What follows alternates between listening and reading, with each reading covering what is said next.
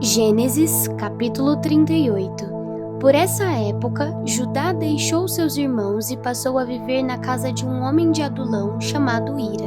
Ali, Judá encontrou a filha de um cananeu chamado Suá e casou-se com ela. Ele a possuiu. Ela engravidou e deu à luz a um filho, ao qual ele deu o nome de Er. Tornou a engravidar, teve um filho e deu-lhe o nome de Onã. Quando estava em Quezibe, ela teve ainda outro filho e chamou-o Selá. Judá escolheu uma mulher chamada Tamar para Er, seu filho mais velho. Mas o Senhor reprovou a conduta perversa de Er, filho mais velho de Judá, e por isso o matou. Então Judá disse a Onã: case-se com a mulher do seu irmão, cumpra as suas obrigações de cunhado para com ela e dê uma descendência a seu irmão. Mas Onã sabia que a descendência não seria sua. Assim, toda vez que possuía a mulher do seu irmão, derramava o sêmen no chão para evitar que seu irmão tivesse descendência.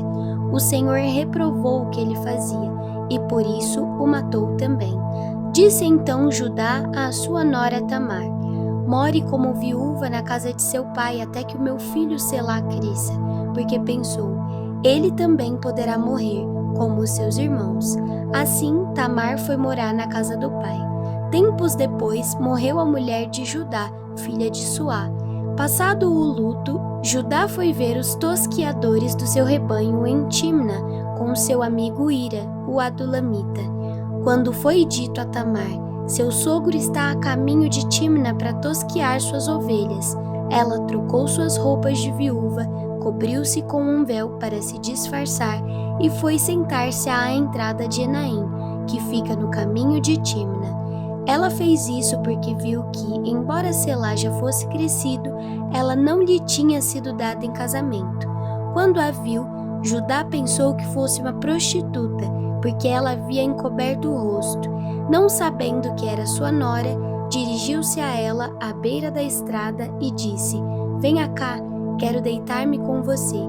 Ela lhe perguntou: o que você me dará para deitar-se comigo? Disse ele: eu lhe mandarei um cabritinho do meu rebanho. E ela perguntou: você me deixará alguma coisa como garantia até que o mande? Disse Judá: que garantia devo dar-lhe? Respondeu ela: o seu selo com o cordão e o cajado que você tem na mão. Ele os entregou e a possuiu, e Tamar engravidou dele. Ela se foi, tirou o véu e tornou a vestir as roupas de viúva.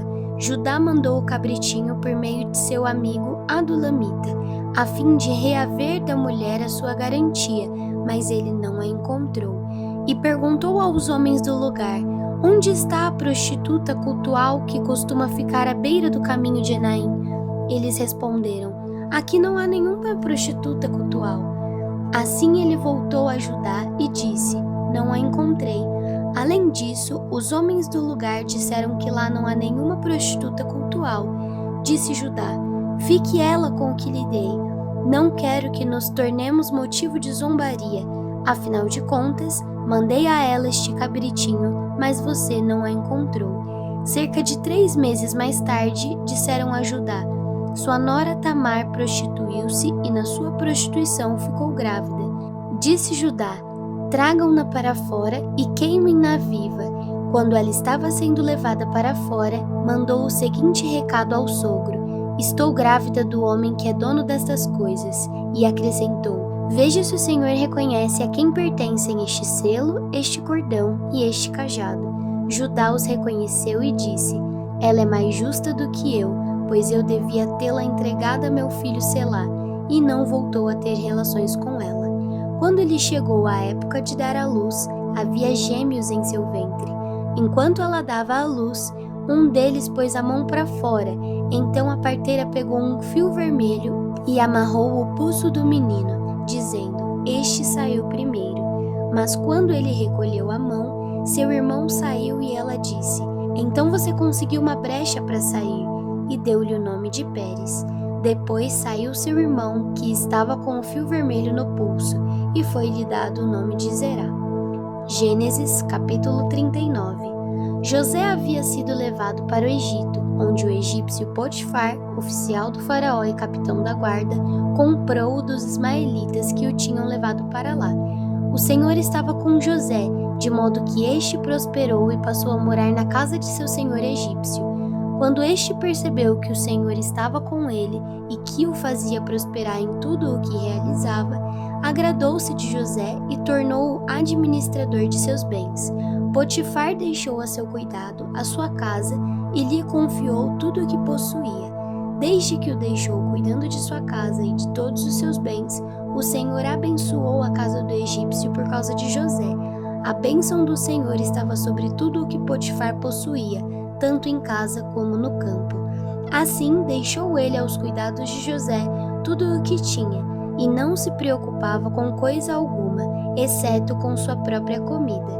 José era atraente e de boa aparência, e depois de certo tempo, a mulher do seu senhor começou a cobiçá-lo e o convidou: "Venha, deite-se comigo."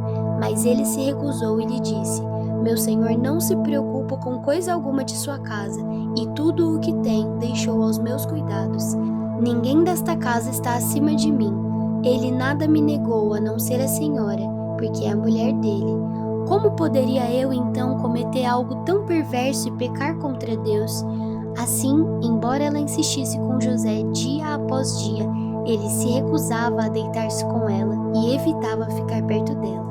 Um dia ele entrou na casa para fazer suas tarefas e nenhum dos empregados ali se encontrava.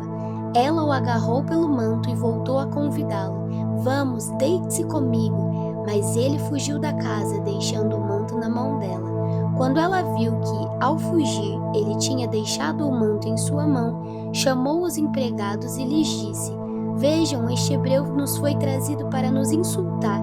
Ele entrou aqui e tentou abusar de mim, mas eu gritei. Quando me ouviu gritar por socorro, largou seu manto ao meu lado e fugiu da casa." Ela conservou o manto consigo até que o senhor de José chegasse em casa. Então repetiu-lhe a história: "Aquele escravo hebreu que você nos trouxe aproximou-se de mim para me insultar, mas quando gritei por socorro, ele largou seu manto ao meu lado e fugiu. Quando seu senhor ouviu o que a sua mulher lhe disse, foi assim que o seu escravo me tratou, ficou indignado. Mandou buscar José e lançou-o na prisão em que eram postos os prisioneiros do rei. José ficou na prisão, mas o Senhor estava com ele e o tratou com bondade, concedendo-lhe a simpatia do carcereiro. Por isso, o carcereiro encarregou José de todos os que estavam na prisão, e ele se tornou responsável por tudo o que lá sucedia. O carcereiro não se preocupava com nada do que estava a cargo de José, porque o Senhor estava com José e lhe concedia bom êxito em tudo que realizava. Gênesis capítulo 40. Algum tempo depois, o copeiro e o padeiro do rei do Egito fizeram uma ofensa ao seu senhor, o rei do Egito. O faraó irou-se com os dois oficiais, o chefe dos copeiros e o chefe dos padeiros, e mandou prendê-los na casa do capitão da guarda, na prisão em que José estava. O capitão da guarda os deixou aos cuidados de José, que os servia. Depois de certo tempo, o copeiro e o padeiro do rei do Egito, que estavam na prisão, sonharam. Cada um teve um sonho, ambos na mesma noite, e cada sonho tinha sua própria interpretação. Quando José foi vê-los na manhã seguinte, notou que estavam abatidos. Por isso perguntou aos oficiais de Faraó, que também estavam presos na casa do seu senhor: "Por que vocês estão com um semblante triste?" Eles responderam: "Tivemos sonhos, mas não há quem os interprete." Disse-lhes José: "Não são de Deus as interpretações? Conte-me os sonhos." Então o chefe dos copeiros contou o seu sonho a José: "Em meu sonho, vi diante de mim uma videira com 3 ramos. Ela brotou, floresceu e deu uvas que amadureciam em cachos. A taça do faraó estava em minha mão. Peguei as uvas e as espremi na taça do faraó e entreguei em sua mão." Disse-lhe José: "Esta é a interpretação. Os 3 ramos são 3 dias. Dentro de 3 dias o faraó vai exaltá-lo e restaurá-lo à sua posição. E você servirá a taça na mão dele, como costumava fazer quando era seu copeiro. quando tudo estiver indo bem com você, lembre-se de mim e seja bondoso comigo. Fale de mim ao faraó e tire-me desta prisão, pois fui trazido à força da terra dos hebreus, e também aqui nada fiz para ser jogado nesse calabouço. Ouvindo o chefe dos padeiros essa interpretação favorável, disse a José: Eu também tive um sonho. Sobre a minha cabeça havia 3 cestas de pão branco.